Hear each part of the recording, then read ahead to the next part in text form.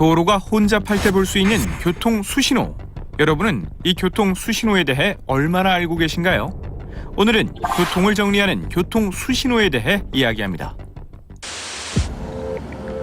매일 다니는 익숙한 도로인 만큼 사고를 예측할 수 없었다는 제보자. 그날 이곳에서 무슨 일이 있었던 걸까요? 분주한 출근길, 운전자는 앞서가던 차량들을 따라 좌회전을 시도하는데요. 그때 갑자기 달려오는 차량, 결국 사고로 이어지고 말았습니다. 수신호에 의해서 좌회전을 했는데 반대편에서 오는 직진하는 차량과 저희 아버지 차량이 사고가 난 상황이었죠. 당시 운전자의 신호는 녹색 직진 신호였고요.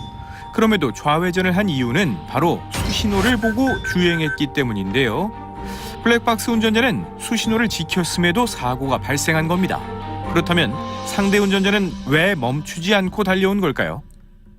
일단 상대방 얘기는 자기는 직진 신호밖에 못 봤다. 직진 신호에서 앞에 먼저 갔던 차들이 불법 좌회전을 하는 줄 알았다라고 얘기를 했고요.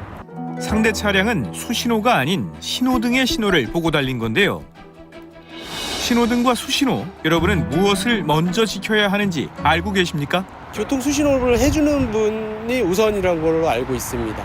정확히는 모르는데 그냥 일반적으로는 사람을 따르게 되더라고요. 수신호를 사람이 하는 신호?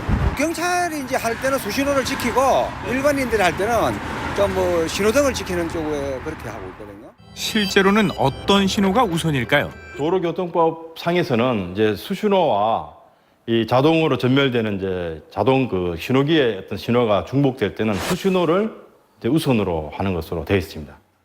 교통 수신호는 주로 차량 통행량이 많은 일명 러시아워나 주변에 사고가 났을 경우 볼 수 있습니다. 교통 수신호는 경찰 공무원과 경찰 보조자라 불리는 모범 운전자, 헌병, 소방관이 할 수 있는데요. 문제는 경찰 보조자가 수신호를 할 경우 잘 지켜지지 않는다는 겁니다. 무심코 그냥 가는 분이 많이 있어요. 네가 뭔데 그러냐고 쌍욕까지 들었어요, 저희가. 누구나 꼭 지켜야 하는 교통 수신호. 공을 높이 들어 운전자들을 집중시키고 가로로 막는 것이 정지의 의미고요. 뒤로 봉을 젖히는 행동은 출발하라는 수신호입니다. 이렇게 두 가지만 알고 지켜도 도로 소통이 원활해진다고 하네요. 예측 불가 도로 위, 교통체증 속에서 발생하는 사고를 예방하기 위한 것인 만큼 모든 운전자가 지켜야 하는 건데요. 수신호 때문에 사고를 경험했다는 또 다른 제보자가 있습니다. 좌회전을 하던 그 순간 직진하던 차량과 사고가 나고 말았습니다. 누가 신호를 어긴 걸까요? 수신호로 좌회전하라고 해서 좌회전 중에 반대편 직진해서 오는 차하고 사고 난 거예요. 진실은 블랙박스 영상 속에 있었습니다. 제보자는 맞은편 도로에서 진행하라는 수신호를 보고 출발했는데요. 그에 비해 직진 차량은 정지 수신호를 보고도 멈추지 않았던 겁니다. 맞은편 차량은 왜 수신호를 지키지 않았던 걸까요? 당시 사고 낸 가해 운전자가 수신호를 봤지만 본인 신호가 녹색이기 때문에 교차로를 통과할 수 있겠다 생각해서 지나가다가 사고가 나게 된 경입니다. 이럴 경우 교통 수신호를 따르지 않은 운전자가 가해 차량이 되는 건데요. 신호등보다 우선시되는 교통 수신호, 지키지 않으면 어떤 처벌을 받게 될까요?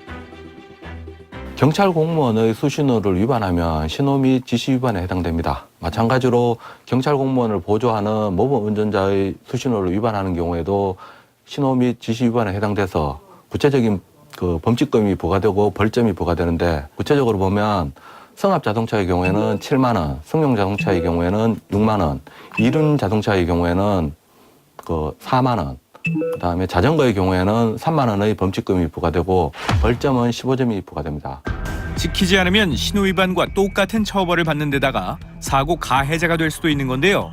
그렇다면 운전자가 수신호를 더 잘 지키기 위해서는 어떻게 해야 할까요?